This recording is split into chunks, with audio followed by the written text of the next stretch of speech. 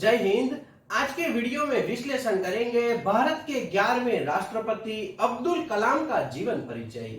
अब्दुल कलाम का पूरा नाम डॉक्टर अबुल पाकिर जलालुद्दीन अब्दुल कलाम था। उनका जन्म 15 अक्टूबर 1931 को रामेश्वरम तमिलनाडु में हुआ था। द्वीप जैसा छोटा सा शहर प्राकृतिक छटा से भरपूर था। शायद इसीलिए अब्दुल कलाम जी का प्रकृति से बहुत जुड़ाव रहा था। रामेश्वरम का प्राकृतिक सौंदर्य समुद्र की निकटता के कारण सदैव बहुत दर्शनीय रहा था। उनके पिता जलालुद्दीन न तो ज्यादा पढ़े लिखे थे न ही पैसे वाले थे। वे नाविक थे और नियमों के बहुत पक्के थे। उनके पिता मछुआरों को नाव किराए पर देने का कार्य करते थे। उनके संबंध रामेश्वरम के हिंदू नेताओं तथा अध्यापकों के साथ काफी स्नेहपूर्ण देखे जाते थे। अब्दुल कलाम ने अपनी आरंभिक शिक्षा जारी रखने के लिए अखबार वितरण करने का कार्य भी किया था, क्योंकि वह अपने आप अपनी फीस जुटाते थे। अब्दुल कलाम जब 8-9 साल के थे तब से सुबह 4 बजे उठने और स्नान करने के बाद गणित के अध्यापक स्वामी यर के पास गणित पढ़ने चले जाते थे। स्वामी यर की यह विशेषता थी कि जो विद्यार्थी स्नान करके नहीं आता था वह उसे कभी भी नहीं पढ़ाते थे। स्वामी यर एक अनोखे अध्यापक थे और 5 विद्यार्थियों को प्रतिवर्ष निःशुल्क ट्यूशन पढ़ाया करते थे। इनकी माता इन्हें उठाकर स्नान कराती थी और नाश्ता करवाकर ट्यूशन पढ़ने के लिए भेजा करती थी। अब्दुल कलाम ट्यूशन पढ़कर 5:30 बजे तक वापस लौट आते थे। उसके बाद अपने पिता के साथ नमाज पढ़ा करते थे। फिर कुरान शरीफ का अध्ययन करने के लिए वह अरेसी स्कूल मदरसा चले जाते थे।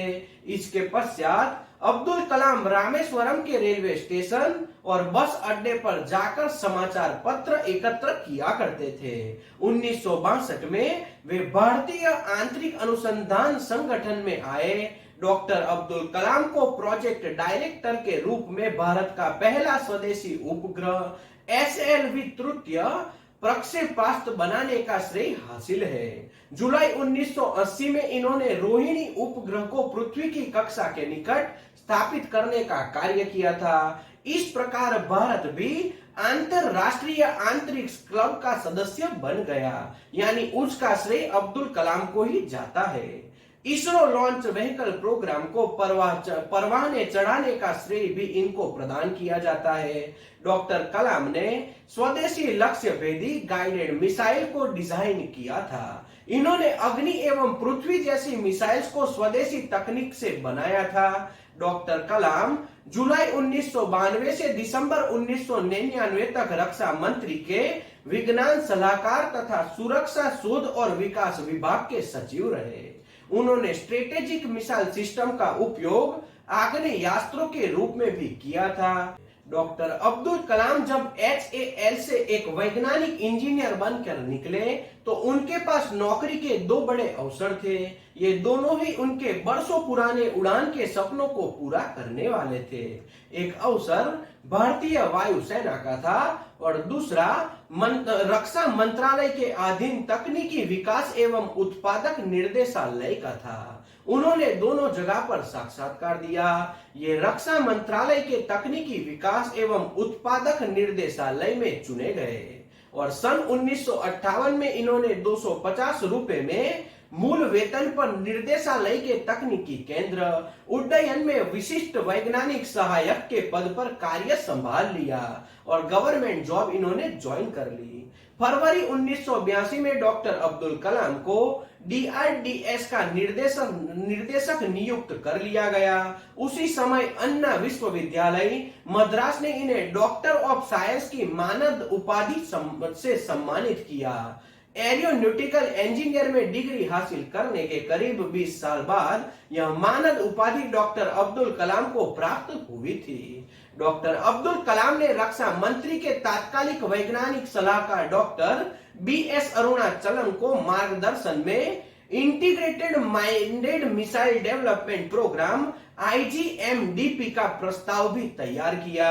स्वदेशी मिसाइलों के विकास के लिए एक स्पष्ट और सुपरिभाषित मिसाइल कार्यक्रम तैयार करने के उद्देश्य से डॉक्टर अब्दुल कलाम की अध्यक्षता में एक कमेटी भी बनाई गई। यानी गवर्नमेंट के द्वारा इनको बार बार अच्छे अच्छे कार्य सौंपे जाते थे।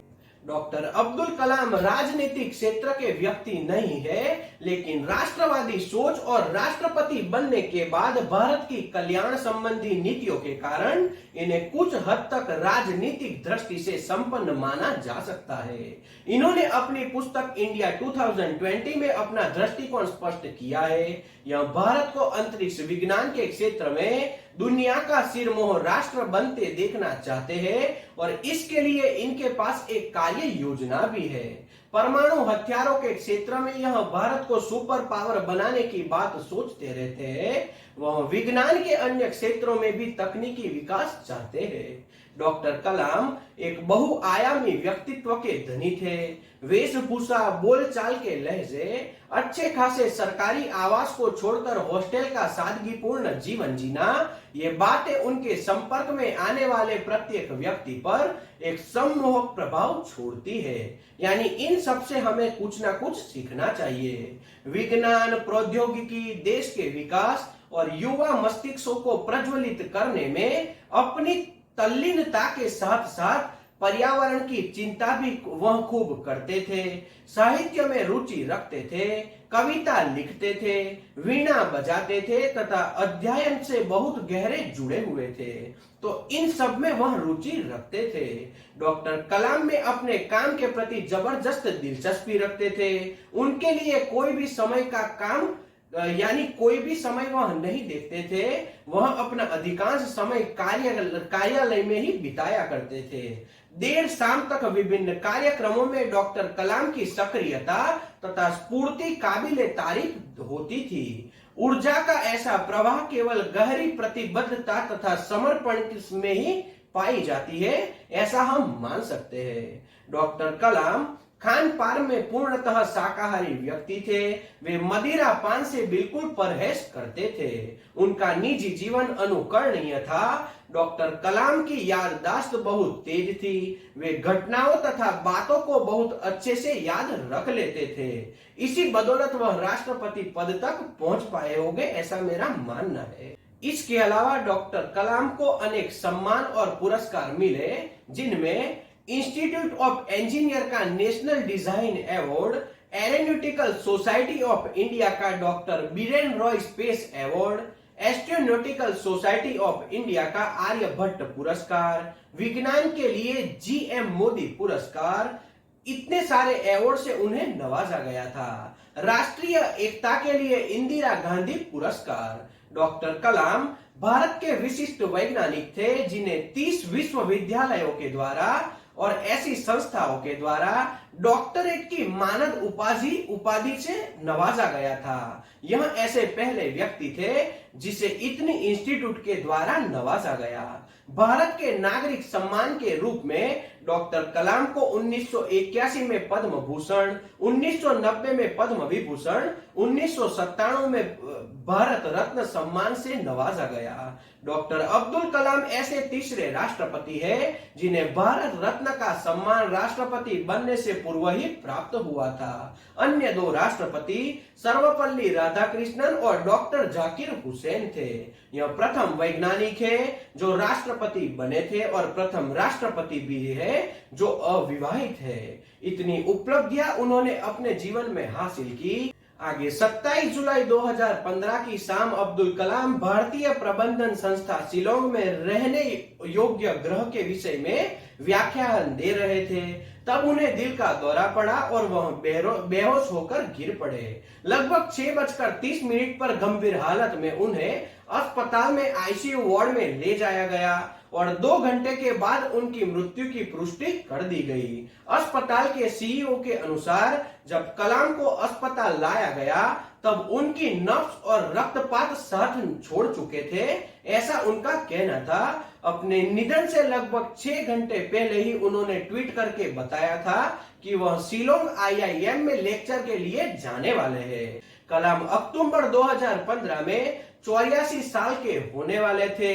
मेघालय के राज्यपाल वी षणमुख नाथन अब्दुल कलाम के हॉस्पिटल में प्रवेश के खबर सुनते ही सीधे अस्पताल पहुंच गए थे। बाद में षणमुख नाथन ने बताया कि कलाम को बचाने की चिकित्सा दल की कोशिशों के बाद भी शाम 7:45 पर उनका निधन हो गया। कलाम के निधन का समाचार पाकर पूरे देश में शोक की लहर दौड़ने लगी। तो यह थे भारत के missile man doctor Abdul Kalam का जीवन परिचय। तो आज के वीडियो में इतना ही। जय हिंद।